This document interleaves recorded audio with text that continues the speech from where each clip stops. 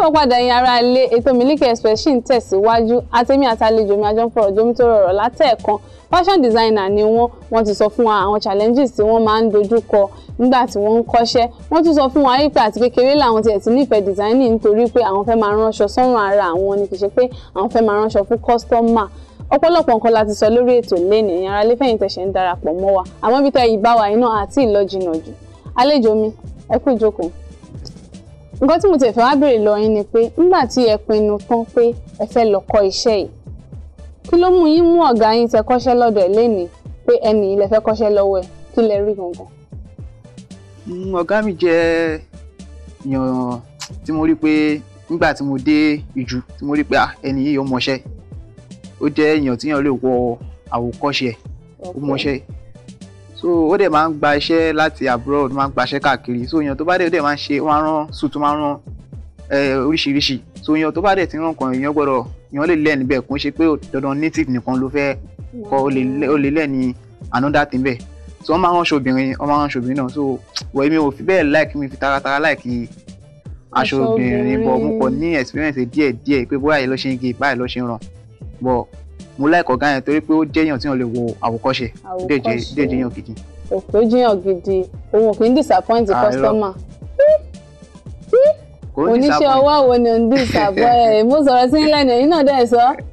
ẹ jẹ́wọ́ ara yín ẹ lè sọ fún mi pé oníṣẹ́ ọwọ́ kan wà tí ó ń disappoint customer. ó máa disappoint but kò ń ṣe every time ẹ mọ̀ pé àwọn ọ̀gá wọn àtẹ pé wà kó fún ọ báyìí nígbẹ́ kọ́ bẹ́ẹ̀ ṣiṣẹ́ wọ́n máa débẹ̀ báyìí wọ́n á ní kọ́sìn wọ́n á máa wọ̀ ẹ́ lọ́kàn báyìí tó yẹn pé wọ́n báyìí wọ́n á máa wọ̀ ẹ́ lọ́kàn báyìí wọ́n á ti sá kún ṣọ bọ̀ eléyìí ó tẹ̀sí máa dún pé ẹ má bínú nǹkan báyìí ló ṣẹlẹ̀ pé ẹ má bínú tó bá rẹ̀ ṣe ti time báyìí ẹ wá gbà time yẹn dẹ̀ kò dẹ̀ lè yẹ. ok ìgbà tí ẹ kọ́kọ́ bẹ̀rẹ̀ sí ní kọ́ṣẹ́ ó tó bí oṣù mélòó kọ́gà yín tó gbà kẹ́ bẹ̀rẹ̀ sí ní máa tẹ machine. ó tó bí oṣù mẹ́ta. oṣù mẹ́ta ṣé téèyàn bá fẹ́ kọ́ṣẹ́ fashion designing ṣé ó máa kọ́kọ́ kọ́ pé à ń gé ni kó tó máa tẹ machine àbí àti ẹ̀kọ́ kọ́kọ́ pé òun ti ẹ̀fẹ́ kọ́kọ́ máa tẹ machine náà torí àti tẹ machine náà kì í ṣe nǹkan tó dẹrùn èmi náà mo ti jókòó sórí machine rí tí mo try láti tẹ̀ wá láàmì agbára yẹn bó lẹ ti máa ń rí àwọn agbára tẹ fi ń tẹ machine. Ọlọ́run ló fún wa ṣe bọ̀ tí èèyàn bá kọ́ fẹ́ kọ́ṣẹ́ wọn á kọ́ tẹ machine nǹkan tó máa tẹ̀ ọ́ kọ́kọ́ nìyẹn torí wọn á kọ́kọ́ ẹbọ yẹn máa ń tẹ machine kò sì gbọ́dọ̀ mọ̀ yẹn lẹ́yìn tó bá ti ń tẹ machine wọn á kọ́ ẹbọ yẹn ránṣọ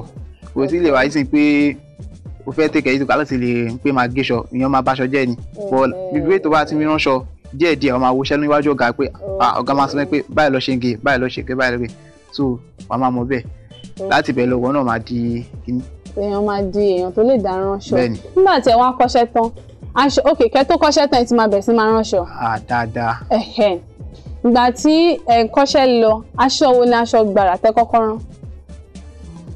àti style wo ni style tẹ́ kọ́kọ́ rán pé o èmi fúnra mi mo fẹ́ rán aṣọ yìí ọ̀gá kọ́ ló bá yín gé o fúnra yín lẹ gé fúnra yín lẹ dẹ̀ rán aṣọ wo. aṣọ tí mo kọ́ rán aṣọ tm ìgbà yẹn ni tm jáde tm shirt tí ẹ̀yìn máa gùn ju iwájú lọ so ni mo kọ́ rán nígbà yẹn. ìyẹn lẹ́yìn kọ́kọ́ rán gbà yẹn kálẹ̀ wá rán aṣọ yẹn fún ara yín lẹ́rán fún fúnra mi bẹ́ẹ̀ ni so ìgbà táwọn èèyàn dẹ̀ rí lára mi wọ́n like ẹ̀ so bẹ̀rẹ̀ sí máa rán fáwọn èèyàn ìgbà tẹ́ ránṣọ náà lọ́jọ́ náà lọ́hùn àwọn èèyàn rí lára yín wọ́n nífẹ̀ẹ́ aṣọ náà gan wọ́n wá ń fún yín láṣọ pé kẹ́ bá àwọn náà rán àmọ́ mo mọ̀ pé torí pé ó jẹ́ aṣọ tẹ́ kọ́kọ́ rán irú style tẹ́ rán gbà yẹn tó jẹ́ tm shirt tẹ́ bá fẹ́ rán sìn ẹ mọ̀ pé ẹ tún máa rán dáadáa ju bẹ́ ṣe rán gbà yẹn lọ mistake olè wá rò pé ṣe ń gbà yẹn tó jẹ́ pé tó yẹ pé fẹ́ rán sìn ẹ lè ṣe irú mistake yẹn mọ́. nígbà yẹn mistake tí mo rí pé mo ṣe aṣọ yẹn ó wà èmi gan ọgbà tí mo rán lára mi ó wà somehow lára mi mo rò pé kò wà body hug apart from that gan mo ṣe gay mo ò like ẹ ọgbà tí mo bẹ̀rẹ̀ sí ní máa rán fáwọn èèyàn ọmọ pé tí ẹ̀kọ́ tí o bá ń ṣe ní everyday tí o máa perfect lórí ẹ̀ ni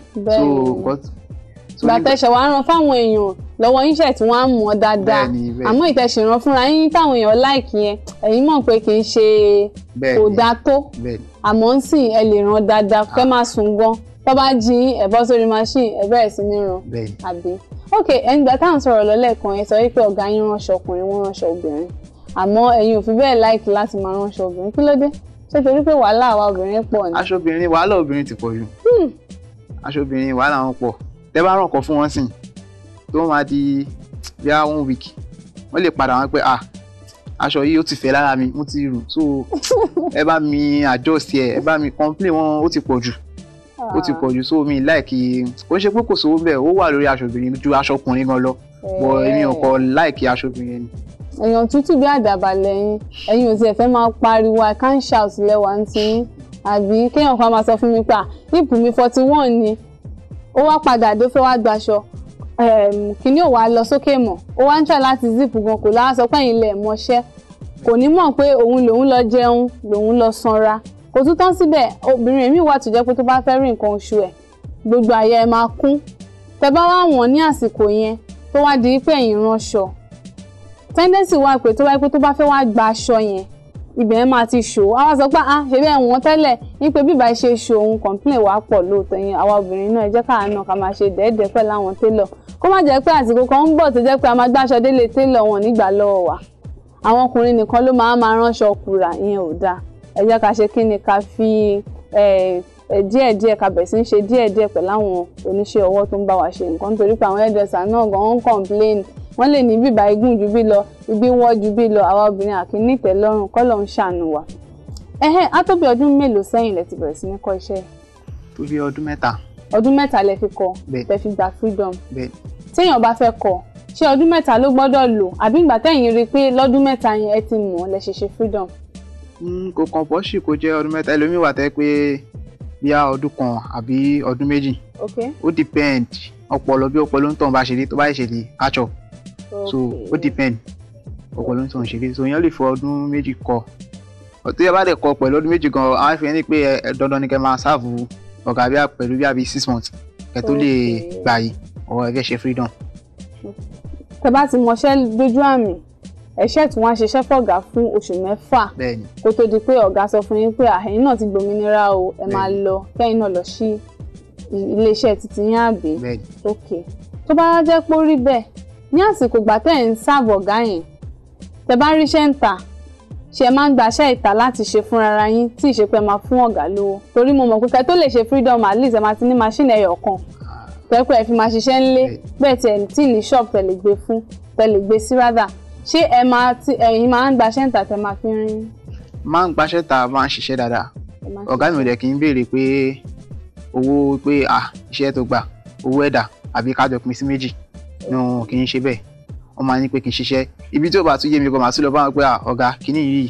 kò yé mi á tún explain fún mi pé báyìí kò ṣe ṣe báyìí kò ṣe ṣe so wọn kì í béèrè owó lọ́wọ́ mi. Okay. Ẹ ká wá lọ sórí material gẹ́gẹ́ bí fashion designer àwọn material wo ló wà ń ta lóde òní tó jẹ́ pé àwọn ọkùnrin rán dáadáa ń sìn bóyá tó máa ń mú fún patí ni o tàbí àwọn ọkùnrin máa lọ sọ́jà lọ ra àwọn material wo ni.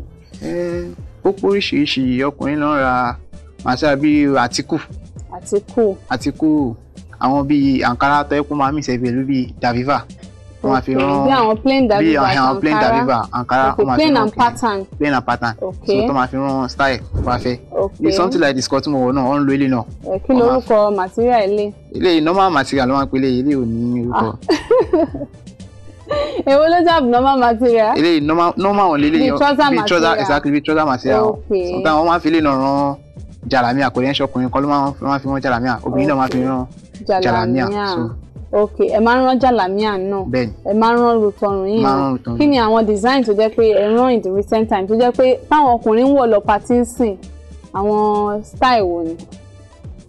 Torí àwọn ará ilé wọ́n fẹ́ rí yín ni o wọ́n fẹ́ wò ó pé okay o mo ní material kan nu ilé màá tẹ̀ fi rán irú aṣọ tó wà lọ́rùn bọ̀bọ̀ yìí àbí màá fi rán irú aṣọ tó rán fẹ́yàn kan báyìí irú àwọn design wo lẹ rán. Aṣọ ọkùnrin kò fi bẹ́ẹ̀ ní orúkọ pé ilé kan orúkọ style kan nàbí orúkọ ilé kan style kan ni but tó bá ti lè mú design wá tó bá ti lè rí báyìí kò sí problem wọn pé gbogbo wọn máa ń lo magazine fi ṣiṣẹ́ so tá bá ti fún wọn ó máa choose style tó bá fẹ́ so àdé máa bá wọn ṣiṣẹ́ so ọkùnrin ò ní orúkọ pé orúkọ style kan báyìí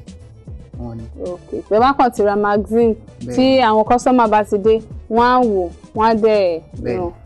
Mo tẹ̀ tí wọ́n á mọ̀ pé irú àwọn aṣọ tẹ wọ̀ yìí ń sìn àwọn obìnrin tẹ̀ tí wọ́n wá wọ̀ ọjọ́ ọkùnrin gan ló ń sìn ṣé lóòótọ́ ni àbí èmi ni mo kàn rò bẹ́ẹ̀ àwọn obìnrin ti ń ran gan. Obìnrin wọ́n máa ń wọ̀. Bẹ́ẹ̀ ni wọ́n máa ń wọ̀. Irú báwọn obìnrin ṣe ní wàhálà tó kì í ṣe bíi ti ká fẹ́ràn rùn kan báyìí kẹ́ máa ràn fún wa. Máa rán ilé fún wa. Irú ká fẹ́ràn dànṣíkí ẹ mọ̀ pé obìnrin náà ti wọ̀ dànṣíkí ń sìn wọ́n á kóṣẹ́ sí wọ́n á tún kóṣẹ́ sí ṣòkòtò ẹ̀ náà ẹ̀rí pé mi gan fúnra mi náà mo wà ń gbòòrò kò tán síbẹ̀ o ẹ mọ̀ pé dànsíkí yìí náà ó póríṣiríṣi àwọn kan máa rántí wọn wọ́n ní kóṣẹ́ sí àwọn kan máa rántí wọn wọ́n máa kóṣẹ́ sí èwo lẹ́yìn rò pé ó rí lè ṣe kìíní jù ní méjèèjì. tó wà òkè jù tèmi rò pé wà òkè kíyàn ṣiṣẹ́ sí